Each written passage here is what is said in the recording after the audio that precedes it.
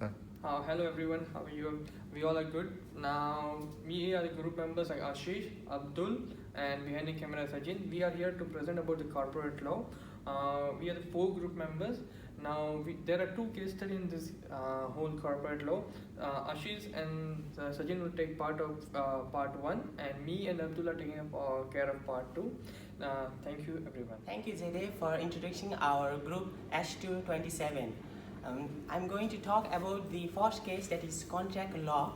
This case is about the Australian Museum of Antiques associated with the providing the fund to the conman who introduced himself as a famous treasure hunter named Trevor Hunt for the expedition of treasure from the famous wreck Gravita. One of the main characters of this case is Lance Lincoln, who is the curator of the museum. He made fake Trevor, who sold some coins and crockery, which he told came from the Portuguese wreck Gravita, along with the letter of recommendation from the caravan, and offered the museum that if the museum provides him $2 lakh amount of money for the research, then he will find treasure which he will give to the museum for display. Coming to the rules, the formation of contract must be legally binded by either written or orally. That there must be fulfillment of offer, acceptance, and the consideration. This case is based on misrepresentation, that is fraudulent inducement. For the claim of fraudulent inducement, proof needed are first made or misrepresentation of actual fact that caused the transaction. The fraudster knew the misrepresentation was not real. The misrepresented material persuaded the victim to agree the transaction. The victim relied on the misrepresentation. If the victim knew about the fact, they would never have agreed to the contract.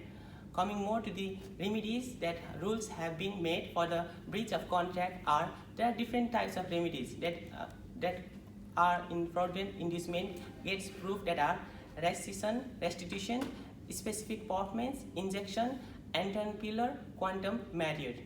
And for the another part of analysis and conclusion, I would like to call Sajin Sakya.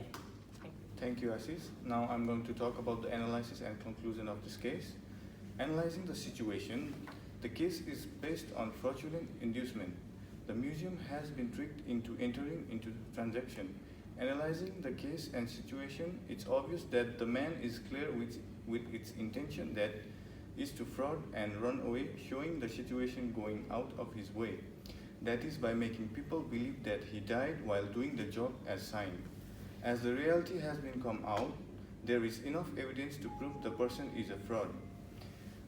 In order to claim the fraudulent inducement, the victim party should have suffered actual loss.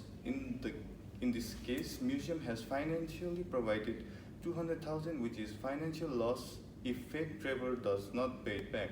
Now, for the conclusion, it is evident that the contract law need to be taken seriously, and any rules and terms, if not satisfied, then the contract can be voidable and action can be taken, depending upon the limit of violation of the contract. Fraudulent inducement is a legal claim when one party has been defrauded for the transaction, and hence, this case, museums can sue the person and have right for restitution, that is to get paid back its money, and rescission, that is to cancel the contract on behalf of the museum. Thank you. Oh, thank you, Sajin. And Ashish, you explained the case one very beautifully. Now, me and Abdul are taking the case too for this assignment. Now, this case is related to for the corporation law. In this given case, the Kelly is the main character who brought her friends together for the purpose of establishing a new company, and they have introduced like $4,000 for the capital, and the company product was the gift packing.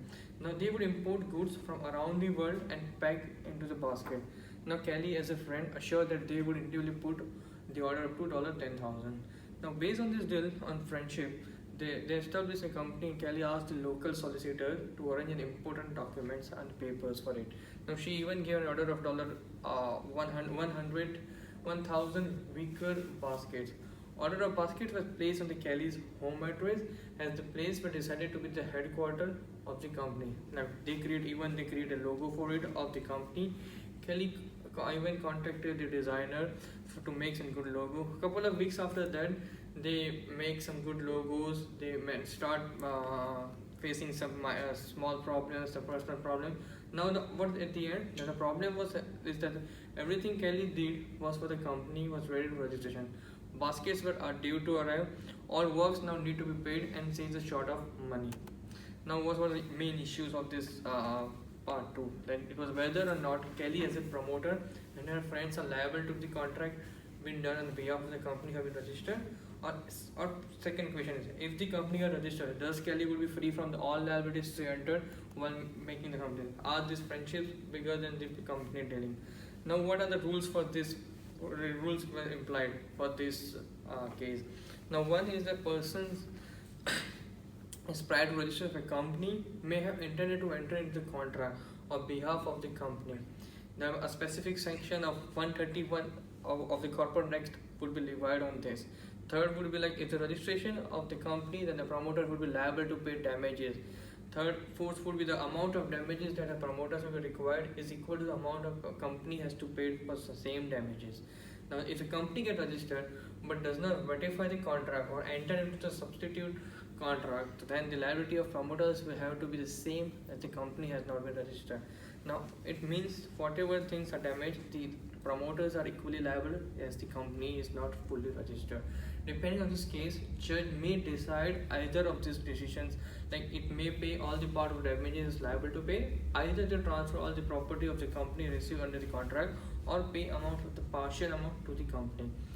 Thank you. The remaining part will be continued by the Abdul. Thanks, Jaidev, and I'm gonna continue this part till end, till conclusion. Alright.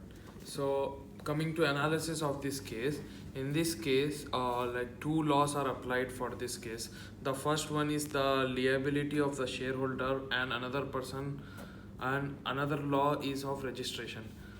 The first law, there was no legal bonding contract between Kelly and her friends for the establishment of the company, because Kelly believed they are her own close friends, so she did not fulfill the legal contract or register a company. So she just ended up on a promise that is not enough to be legally binded. Her friends were not liable at all. Coming to another law, to law of registration 2001, Kelly did things on behalf of her own. The rules state that pre-registration company are able to make an contract if the promoter have reasonably identified itself to form a contract. So in conclusion, Kelly was supposed to be one of the owner among four. Kelly acted as a promoter of the formation of the company.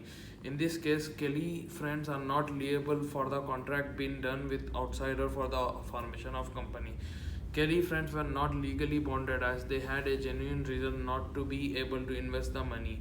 Kelly was liable by her own. Nothing was there attached on behalf of the company because the company was not registered. Kelly did the contract and order her name, hence the contract herself is liable.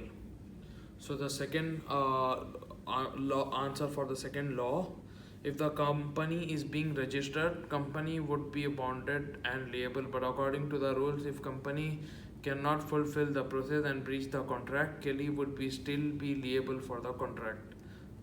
Thank you, and that's the end of our presentation.